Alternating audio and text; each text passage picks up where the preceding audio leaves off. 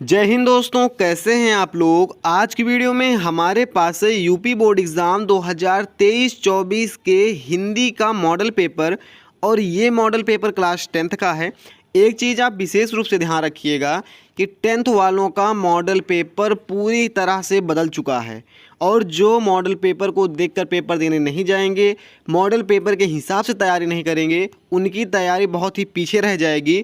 तो आप model paper को देखिए, अच्छे से समझिए किस टाइप से क्वेश्चन पूछे जा रहे हैं, कहाँ से क्वेश्चन पूछे जा रहे हैं, कौन कौन से क्वेश्चन पूछे जा रहे हैं।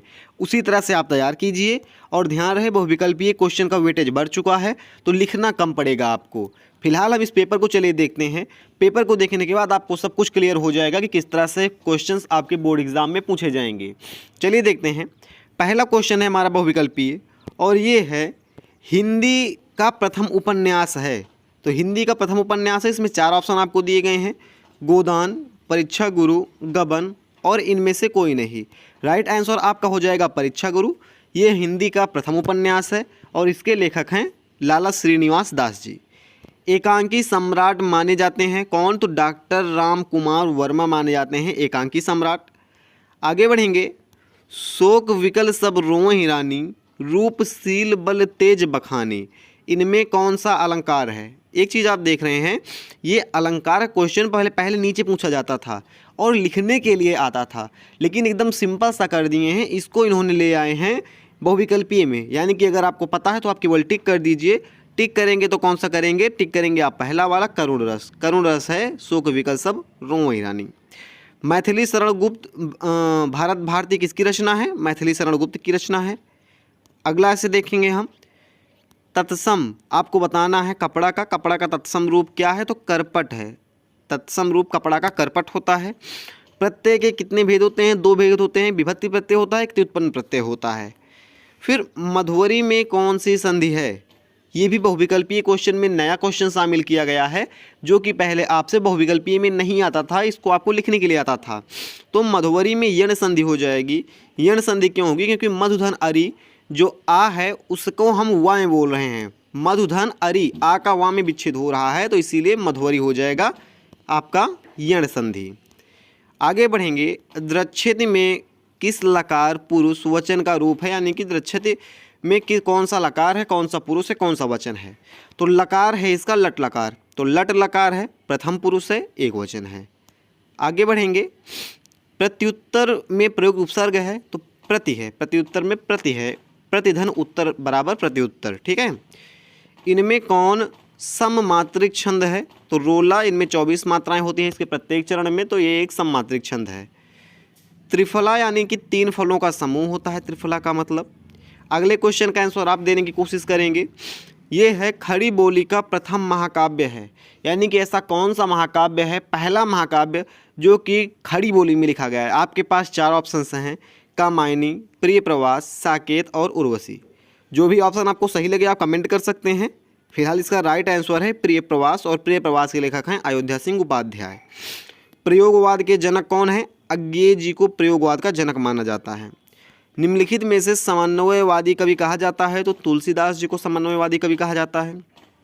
एक चीज़ भी आप पेपर में समझ गए होंगे कि कुछ क्वेश्चन जो कि हमको लिखने थे वो आ गए हैं बहुविकल्पीय में, इसीलिए बहुविकल्पीय जो कि पहले 10 क्वेश्चन ही पूछा जाता था 10th के बोर्ड्स में, अब उसका वेटेज हो गया है 20 क्वेश्चन, यानी 10 से ज़्यादा हो गया है, तो 10 से 20 है। 20 क्वेश्चन अब आपसे बहुविकल्पीय पूछे जाएंगे। ये एक मेजर चेंज है हिंदी के बोर्ड एग्ज़ाम में। फिर वात्सल्य रस का सम्राट किस कवि को कहा जाता है? हमारा राइट आंसर हो जाएगा सूरदास जी को कहा जाता है। चिंतामणि भाग 1 और 2 किस विधा की रचना है? तो चिंतामणि सभी को पता है, निबंध है, तो पूरा निबंध में ही रहेगा।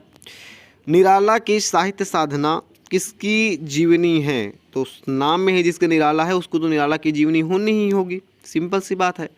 झूठा सच किस विधा की रचना है? एक बार आप कोशिश कीजिए कमेंट करने की, इसका आंसर देने की।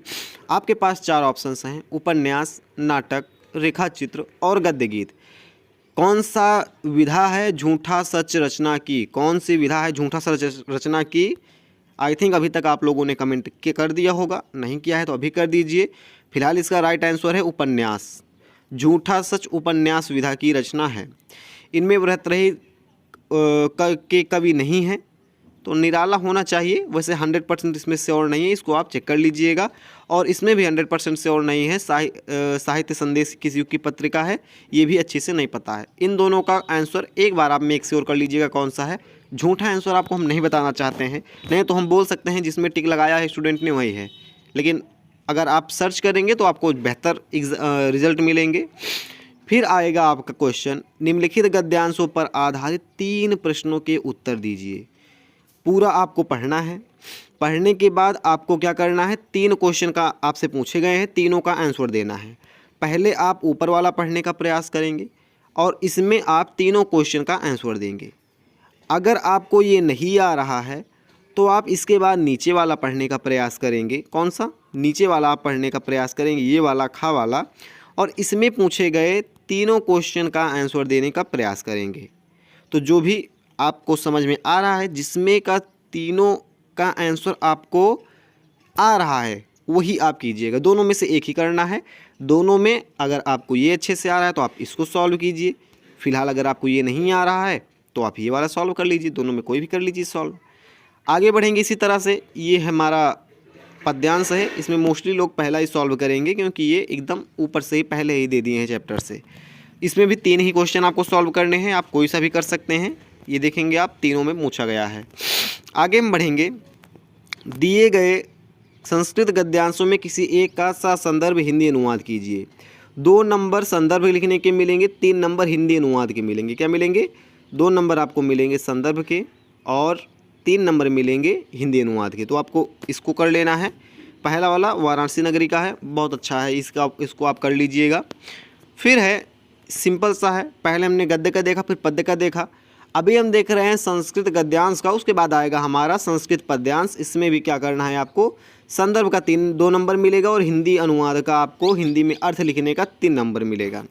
तो आप दोनों में से कोई भी कर सकते हैं। इसमें का खा दिया गया है, इन दोनों में से एक का आपको करना है संदर्भ और हिंदी अनुवाद, और इसमें भी 2 दिया गया है गद्यांश में, इसमें भी आपको 2 में से एक का ही हिंदी अनुवाद करना है। आगे बढ़ेंगे। जो भी आपके खंड काव्य आपके जिले में लगा हुआ होगा वो ऐसे पूछा जाएगा। क्या करना है, बोला जा रहा है अपने पठित खंड काव्य के आधार पर निम्नलिखित में से किसी एक प्रश्न का उत्तर दीजिए। किसी एक प्रश्न का उत्तर देना होगा आपको। जो भी आपके खंड काव्य लगा है उसको आप पढ़ेंगे, उसका एक का आंसर आप दे देंगे। हो सकता है आपके ज़िले में मेवाड़ मुकुट लगा हो सकता है अग्र पूजा लगा हो, जय सुभाष लगा हो, तो जो भी लगा है आप उसमें का नायक का चरित्र याद कर लीजिएगा और उसकी कथा वस्तु आप याद कर लीजिएगा और जितने सर्ग हैं उसको याद कर लीजिएगा। उतने में से आपका आराम से फंस जाएगा। फिर आता है जीवन परिचय वाली बारी हमारी। जीवन परिचय आचार्य रामचंद्र शुक्ल, जयशंकर प्रसाद, राजेंद्र प्रसाद, 3 का याद कर लेंगे, पेपर में फंस जाएगा। और इसमें महाकवि सूरदास, रसखान जी और महाकवि गोस्वामी तुलसीदास, 3 ऑप्शन तीनों में दिए हैं।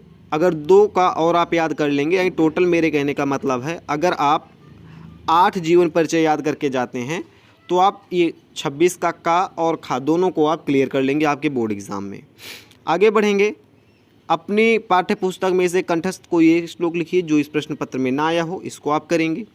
निम्नलिखित प्रश्नों में से किन्हीं 2 के उत्तर संस्कृत भाषा में लिखिए।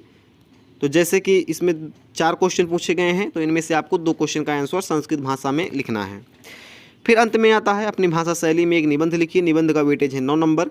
इस क्वेश्चन को मैंने बोर्ड एग्ज़ाम में छोड़ दिया था, अपने बोर्ड एग्ज़ाम में, लेकिन आपसे यही आशा रखते हैं कि आप लिख कर जरूर आएंगे, क्योंकि अगर आप लिखेंगे इसमें कम से कम 5 पन्ना लिख देंगे तो 5 नंबर आपका ऐसे ही फिक्स हो गया। स्पीड बनाकर रखिएगा, क्वेश्चन लिखने वाले कम हैं तो इसको आप कम से कम 6 पेज में अगर आप लिख कर आते हैं तो मान चलिए कि ठीक ठाक नंबर आपको इसमें मिल जाएंगे। पूरा नंबर चाहते हैं तो 9 का 9 पेज आपको लिखना पड़ेगा, तब 9 नंबर आपको मिलेगा। तो यही था आज के पेपर में, यहीं पर हमारा पेपर ख़त्म हो गया। आई थिंक आप लोगों ने देख लिया क्या हमें लिखना है। लिखना केवल गद्यांश, पद्यांश, संस्कृत खंड, संस्कृत श्लोक और जीवन परिचय है, और अंत में खंड काव्य के साथ आपको एक क्या कहते हैं निबंध लिखकर आ जाना है। उसके अलावा जितनी भी चीज़ें दी गई हैं सभी बहुविकल्पीय में दी गई हैं। यही था आज का पेपर। बोर्ड एग्ज़ाम देने से पहले इसको आप ज़रूर से सॉल्व कर लीजिएगा। हम मिलते हैं किसी नेक्स्ट वीडियो में। जय हिंद।